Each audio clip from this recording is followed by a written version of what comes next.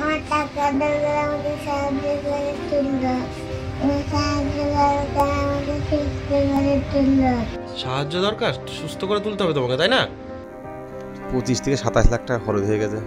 আমার যে বাড়িটাও বন্ধক দেওয়া হয়ে গেছে। আরও বন্ধক, আমার আর কিছু নেই এখন। এখন আপনারা যদি এরকম সোশ্যাল মিডিয়ার মাধ্যমে যদি একটু সাহায্য করেন, তাহলে আমার ছেলেরা নতুন জীবন ফেরত পাতে পারে। একটু শিশু বাচ্চা তো, আমরা খুব ক্লান্ত। আমাদের পাশে, আমার ওই নাতির পাশে যদি দাঁড়াও, তাহলে আমার নাতিটা সুস্থ হয়ে যেতে পারে। প্রায় ডাক্তার বলে যে প্রায় 45 থেকে 55 লাখ টাকা মতন। এবারে ছোটো তো আর কি, কিডনি ট্রান্সফার করার পরেও ম্যাচুরেট না হওয়া পর্যন্ত ওর কন্টিনিউ চিকিৎসা চালাতে হবে। ওর বয়স যতদিন 15-16 বছর না হবে। ছেলের প্রথমত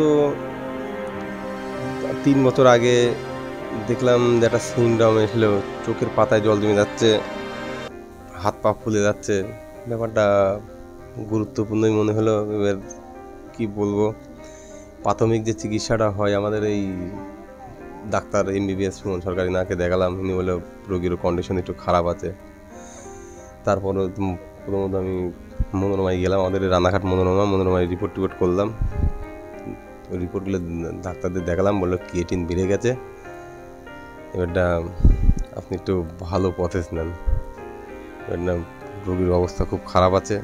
এবার আমি আর দেরি না করে সঙ্গে সঙ্গে SSKM নিয়ে গেলাম। SSKM 3 মাস ছিলাম। ওখানে থাকার পরে তো যদিও ভালো হসপিটাল, খারাপ না, কিন্তু আমার একটু উন্নতি হচ্ছিল না বলে আমি ডাইরেক্ট সাউথ ইন্ডিয়ানে চলে গেলাম, চেন্নাই, ভেলোর।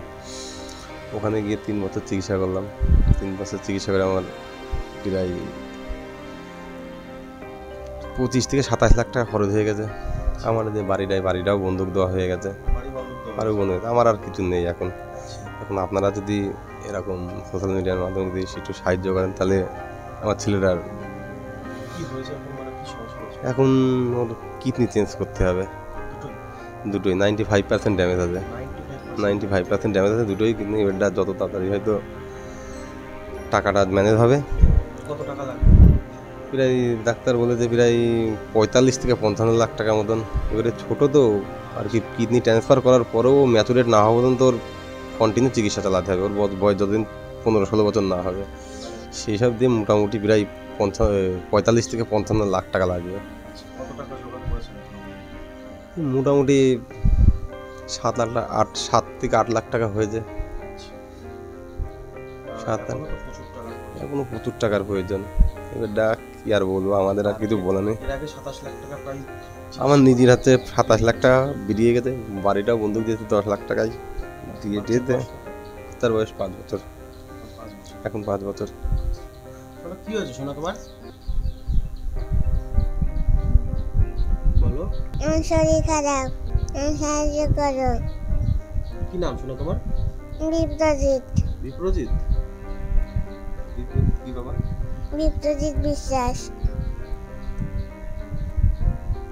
আপনি মা?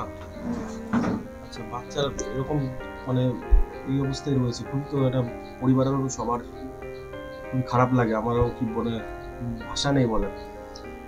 কি বলবেন সাধারণ মানুষকে?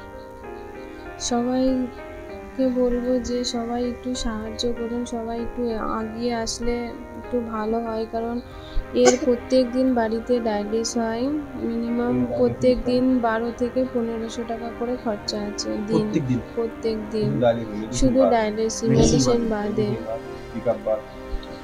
চেক আপ বাদ। এখন চাই সবাই একটু এগিয়ে এসে একটু সাহায্য করুন এই ছোট্ট বাচ্চাটাকে একটু দেখে। আর কিছু কি বলবো, সবার কাছে এইটুকুই অনুরোধ, সবাই একটু এগিয়ে এসুন, একটু সাহায্য করুন। এই কি নাম আপনার? পূজা বিশ্বাস।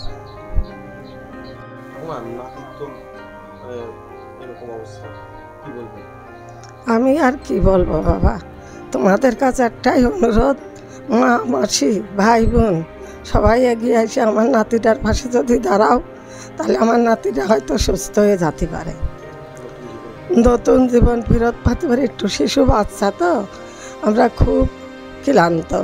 আমাদের পাশে, আমার ওই নাতির পাশে যদি দাঁড়াও, তাহলে আমার নাতিটা সুস্থ হয়ে যেতে পারে।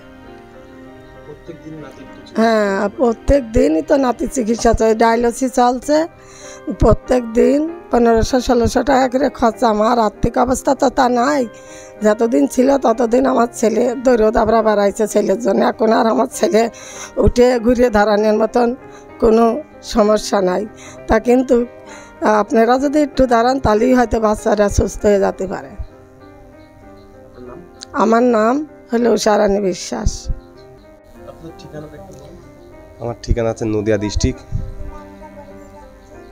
আমার ঠিকানা হচ্ছে নদিয়া ডিস্ট্রিক্ট, শান্তিপুর থানা, ঘোরালিয়া বাইপাস পাড়া। আপনার ফোনপে নাম্বার?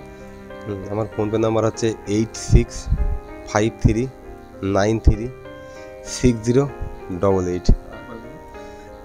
8653936088। কি নামে আসবে? বিশ্বজিৎ বিশ্বাস।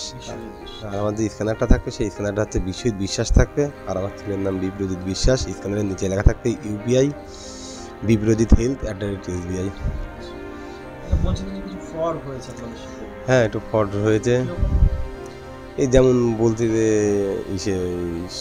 বাতকুলার এদের সোমা ঘোষ, সাথী বিশ্বাস, এদের অ্যাকাউন্টের থেকে ওরা জানতে পেরে আমাদের এখানে এসেছিল। ওরা একটা ভিডিও করে নিয়ে যায়।